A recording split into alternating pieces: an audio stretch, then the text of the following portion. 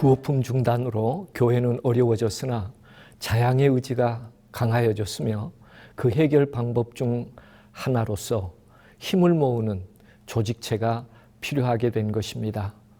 1970년 이후에는 조직체로서의 평신도 활동이 두드러진 시기라 할 것입니다.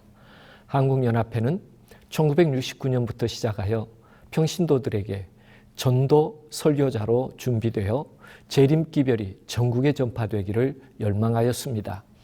한국연합회는 원동지회와 평신도들을 모으고 설교 훈련을 시켰으며 1970년 4월 4일은 평신도 전도 설교자의 날로 정하고 전도 표준에 1268회로 정하였습니다.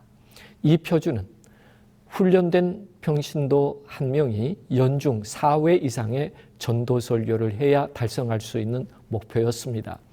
그럼에도 교회와 평신도들은 크게 외치지 않은데 일치했습니다.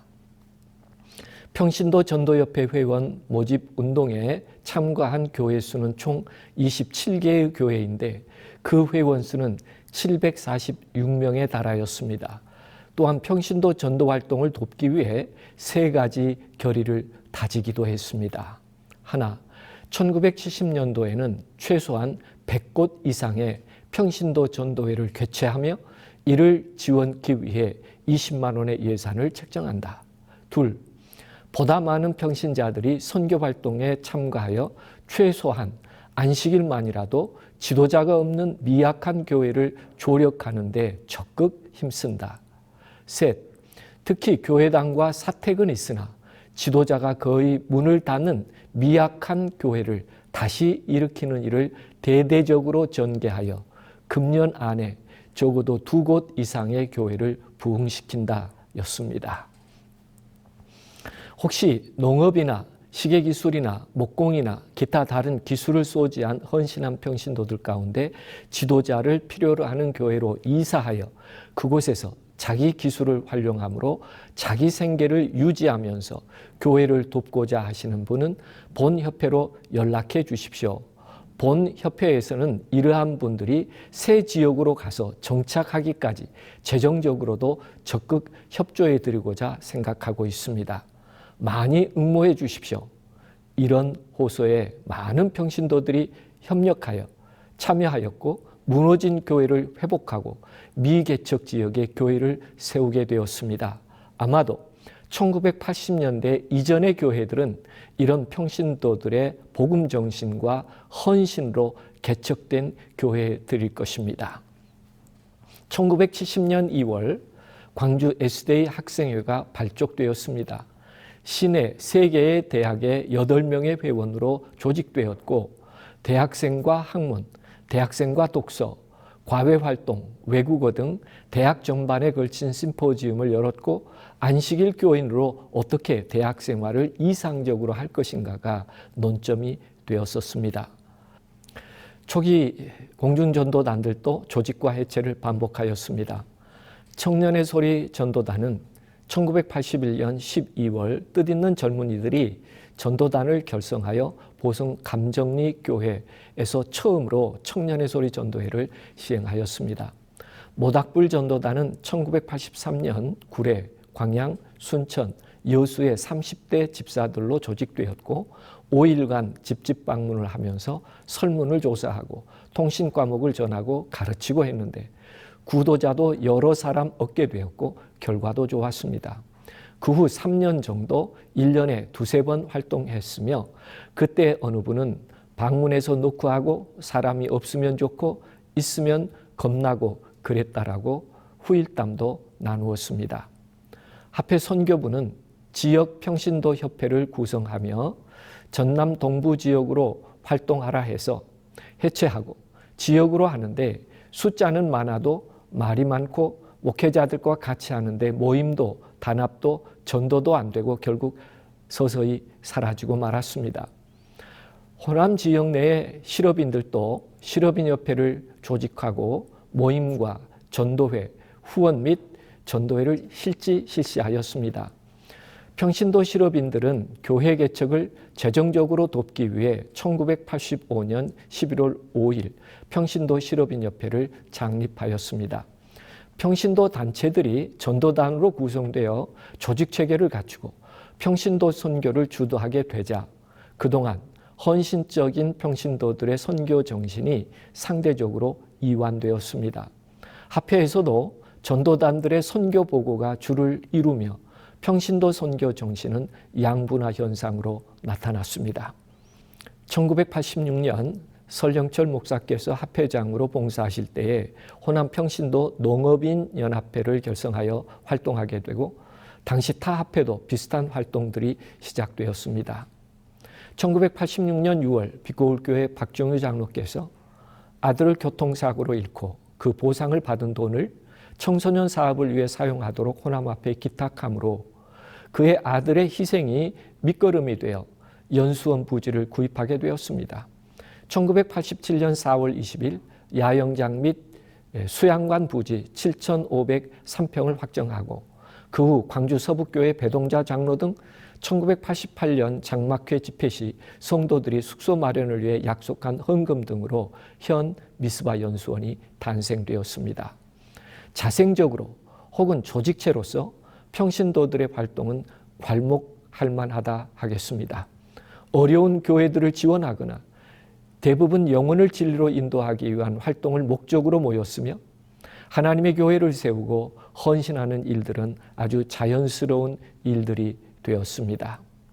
이 시기에 공중전도단들도 생겨났습니다. 에덴 형제 전도단은 초대 회장이 하삼수 장로였으며 대부분 목회자 부재교회를 중심으로 활동하며 교회가 선교적 힘을 얻게 하였고 말씀 주제는 예수 만난 사람들이었습니다. 활동 기간은 1987년부터 2015년까지였고 현재는 단원들의 연세가 많아 1년에 2번 정도의 모임을 갖고 있습니다. 바울 전도단도 구성되었습니다. 1987년 장막회 때 회원 가입 용지를 돌려 50여 명이 참석해 활발히 활동을 시작했는데 1년에 5, 6회 공중전도회를 하다 보니 많이 떨어져 나가게 되었고 5명만 남아서 10여 년 계속 전도단으로서 유지되었었습니다. 2000년경 호남합회 평신도 실업인 전도협회 약칭으로 평실협 전도단으로 10여 년 함께 활동하게 되었는데 이때도 협력이 되지 않아 1년에 한두 번씩 하다가 유명무실하게 되었습니다.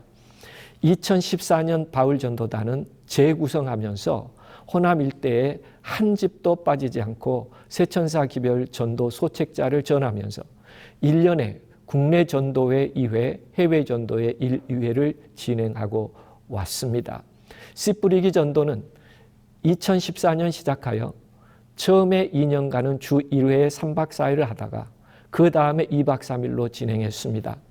단원들의 헌신으로 잘 해오다가 코로나로 멈추게 되어 이제는 매주 일요일마다 칼갈이 봉사와 함께 진행하고 있습니다. 호남 일대에 전하기는 7년 6개월이 걸렸어요. 이제는 2차로 전하는데 한 집도 빠지지 않는다는 것보다 도시나 큰 마을 중심으로 전하고 있습니다. 단장 박성수 장로의 의미 있는 소회였습니다. 평신도 단체들이 전도단으로 구성되어 조직체계를 갖추고 평신도 선교를 주도했습니다. 해외 전도단 창단도 같은 맥락에서 함께 생각해 볼 필요가 있습니다. 1993년 호남합회 청소년부는 해외 선교를 계획하고 가장 어려운 나라인 방글라데시 연합회와 연결이 되어서 해외 VOI 전도단을 모집하게 되었습니다. 방글라데시 해외 VOI 전도회를 다녀와서 평신도 집사들이 그동안 자신들의 삶을 가난하게 여겨왔었으나 하나님의 은혜 안에 얼마나 부유한 삶이었는지를 깨닫고 후속 모임을 가졌는데 이 모임 이후에 해외 전도단으로 발전하였습니다. 해외 전도단은 산업 전도회를 겸하였습니다. 몇몇 집사님 가정이 선교의 뜻을 모아 각 교회에서 어린이 성경학교가 마치면 교회에 남은 어린이 성경학교 자료들을 모아 목회자가 없는 교회들을 찾아 자비량으로 자녀들과 함께 전도회를 개최해 주었는데 어린 자녀들과 함께 전도지 분급, 일손 돕기, 어린이 성경학교 그리고 저녁에는 주민들을 위한 전도회를 개최하였습니다. 주제는 내가 만난 예수님이라는 주제로 한 집사님이 하루 저녁씩 자신이 만난 하나님을 소개하는 형식의 전도회였고 반응은 말할 것 없이 뜨거웠습니다. 얼마 지나지 않아 모임의 이름은 해외 전도단으로 명명하였고 경년으로 한 해는 국내 전도회, 한 해는 해외 전도회를 연이어 왔습니다. 국내 전도회 때는 어려운 가정들의 가전제품을 무상으로 수리해 주기도 하며 마을의 담장 및 대문 페인트 칠, 방충망 교체, 가스줄 교환, 지역사회 봉사, 개발을 겸하기도 하였습니다. 해외 전도회에서도 집짓기, 우물을 파주기 등 실제적으로 도움이 되는 전도회를 계속 발전하여 오늘에 이르게 됐으며 설립 30주년 기념으로 2023년 몽골 전도회를 다녀오게 되었습니다. 1990년 여성교도관 전문순 자매가 광미정 자매와 함께 봉사하여 연동교회가 활기가 넘쳤고 장애우 송광무 형제가 침례를 받았습니다. 1995년 합회의 지원을 받아 호남 재림교인 장애우의 모임인 예수사랑 실천의 모임이 결성되어 장성 연동교회를 중심으로 활동하게 되었습니다. 1996년 예수사랑 실천의 초대 회장에 최학훈 씨가 선출되어 활동하였으며 후에 동어리교회로 옮기게 되었습니다. 동어리교회 김은길 장로와 안재순 집사는 장애인 가정과 다문화 가족들을 격려하기 위하여 매해 아름다운 동행이라는 제목으로 3박 4일 제주도 여행을 시켜주는 프로그램을 운영하였습니다. 장애인들의 경우에는 그들의 수발하는 봉사자까지 합하면 수십 명의 경비를 개인적으로 부담하며 수년간 헌신하였습니다. 새 조직 평신도 실업인 전도협회로 탄생된 1996년 11월 28일부터 12월 1일까지 대전 유성경화장에서 한국실업인협회 회원과 각 합회 평신도 전도협회 임원들 그리고 공중전도 단장들이 경하장에서 모인 가운데 세 단체를 하나의 통합된 조직으로 발족하는 연합총회가 있었습니다. 새로 결의된 정관에 의하여 임원들이 선임되었고 초대회장에 이재무 장로가 선출되었습니다. 자생적 평신도 단체들을 하나로 묶고 충돌 변수를 줄이자는 데 목적이 있었습니다.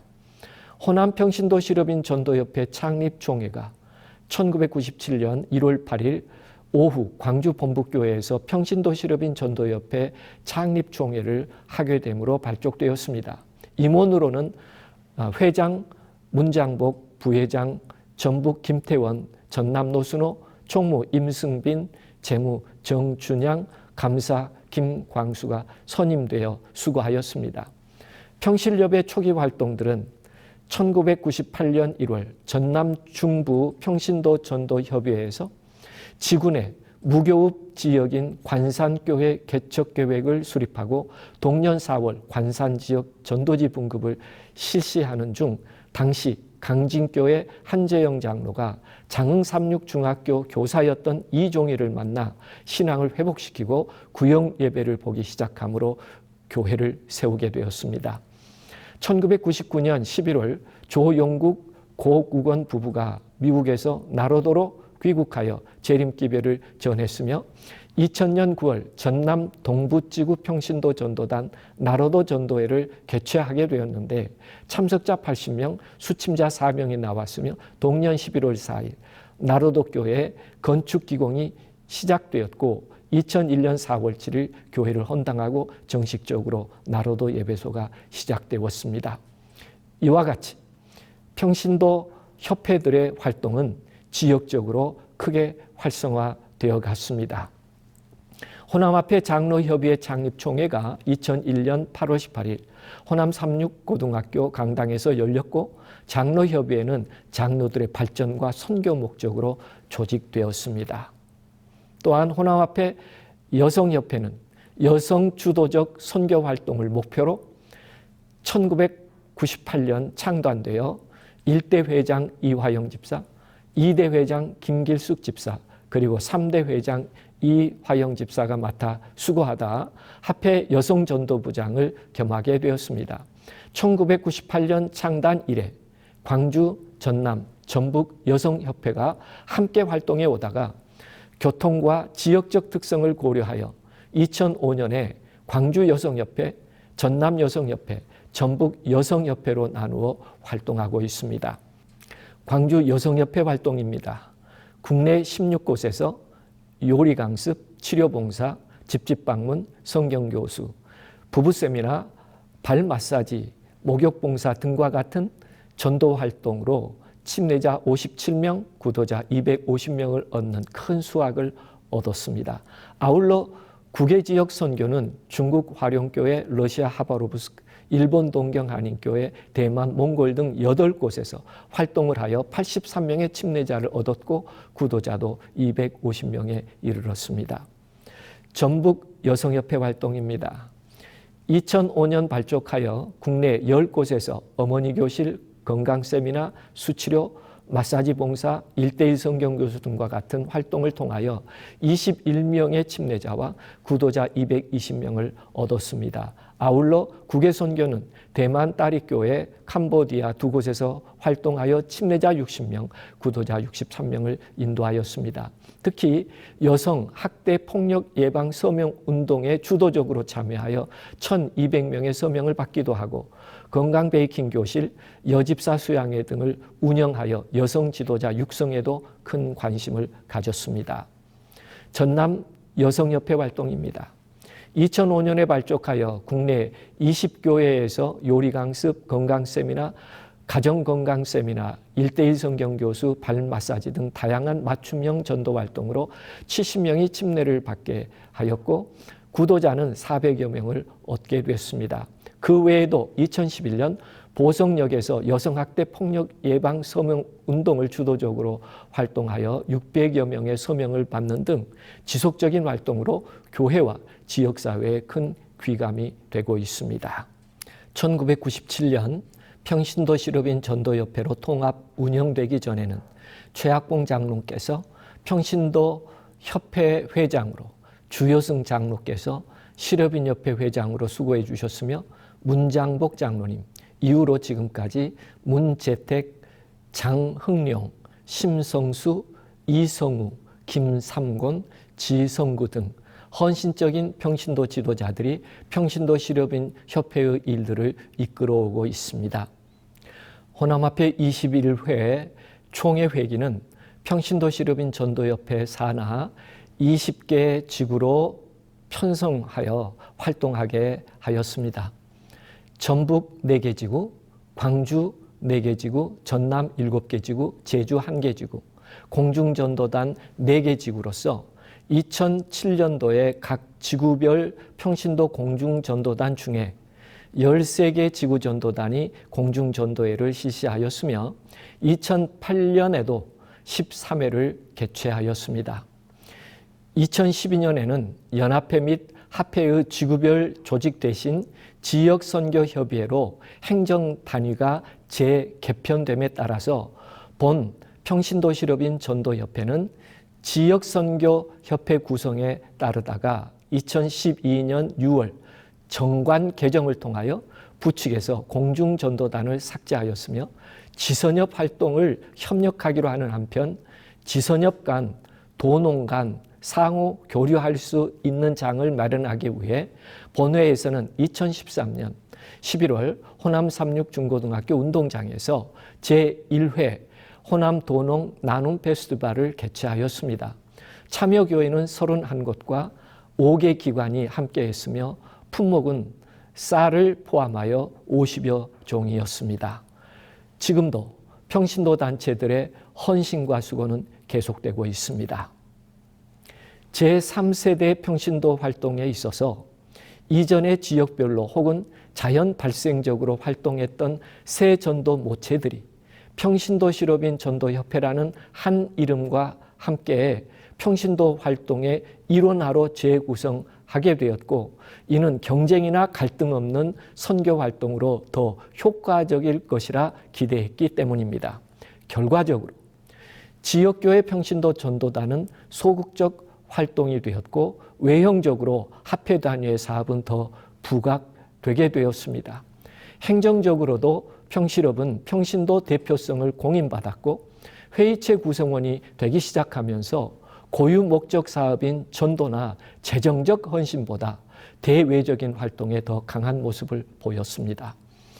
2012년 지역선교협의체가 행정조직으로 재구성되면서 평신도 실업인 전도협회도 지역선교협회로 재구성되어 활동하게 되는데, 이런 편제는 자의적 헌신에 의한 선교를 이루기보다는 의무적 혹은 지원 자금에 의한 선교가 되면서 고유한 영혼 구원의 정신은 점점 약해졌다 할 것입니다.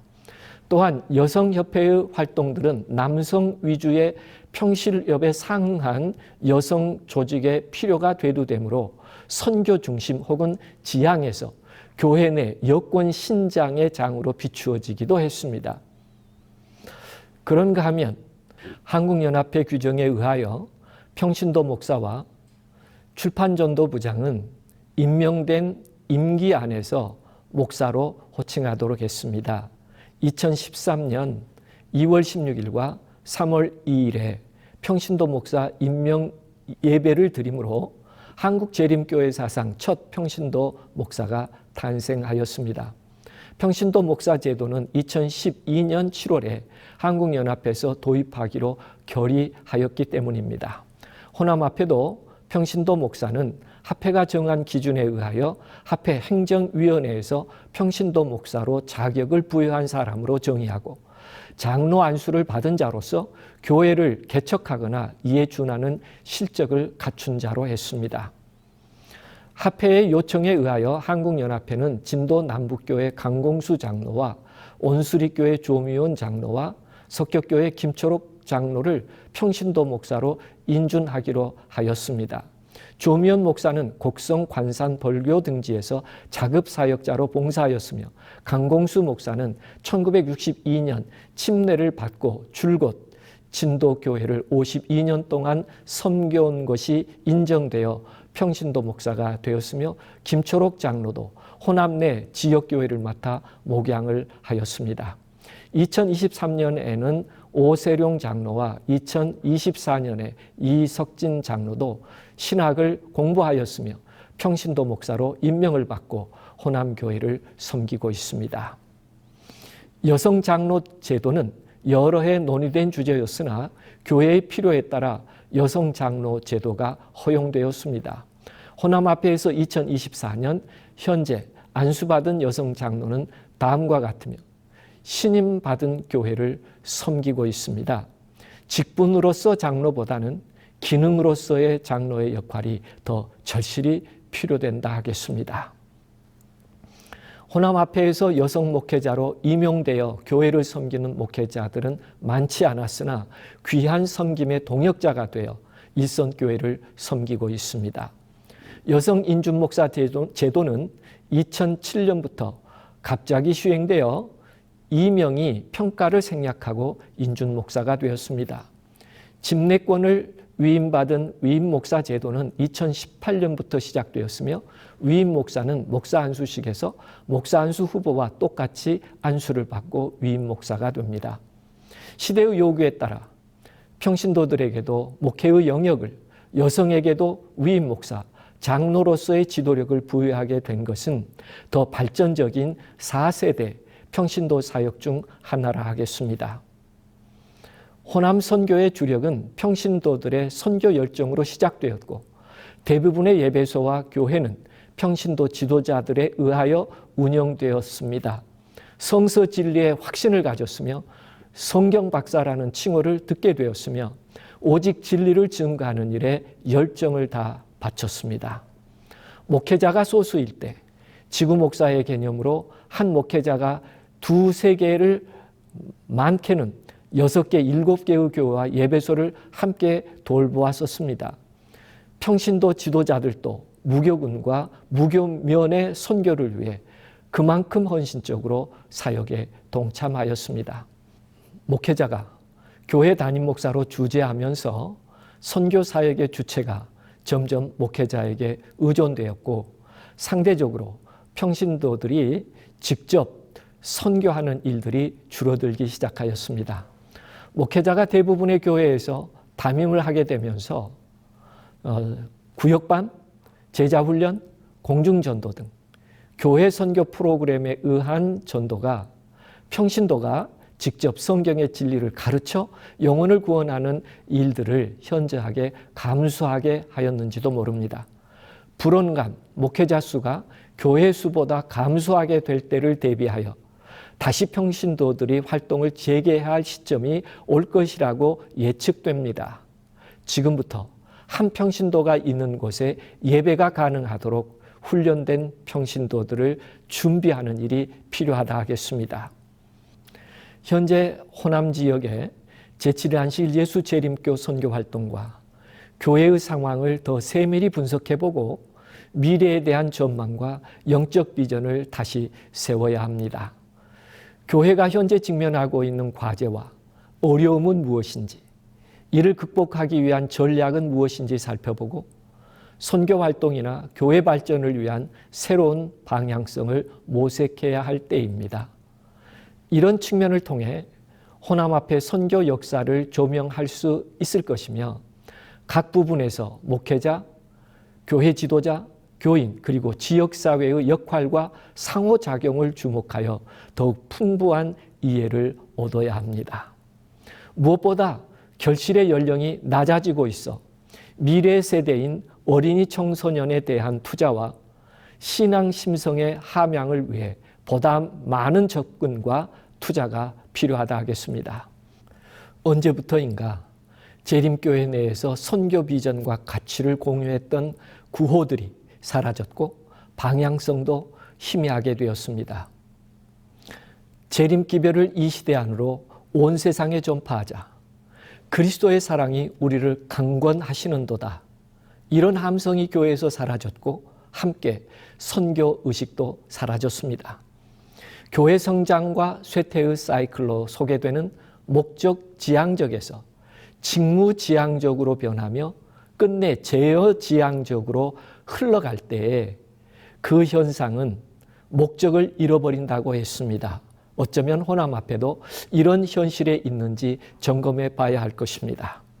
새로운 비전과 목표 지향적인 가치를 설정하고 영적 부담을 갖고 다시 일어나야 할 때가 있다면 지금이라고 말할 수 있겠습니다.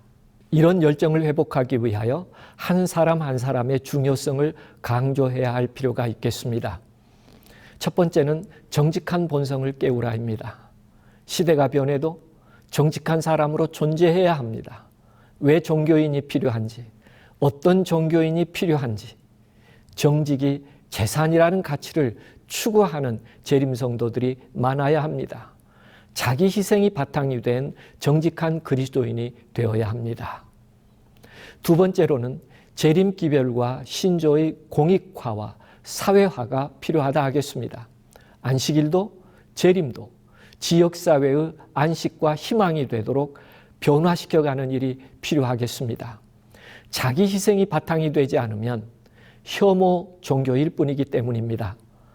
호남 지역 내의 잠재적 재림성도들을 얼마나 많이 만들어 가느냐가 미래의 선교의 방향이기도 합니다. 세 번째로 세천사의 기별은 믿음으로 말미암는 의라고 정의하고 있습니다. 미래 시대는 말로 전하는 기별이 아니라 실제 이웃에게 돕는 천사가 되어 그리스도의 의를 보여내야 합니다. 이렇게 인간적인 노력을 다한다 해도 결국 하나님의 역사로 이 땅의 역사는 맞춰지게 될 것입니다.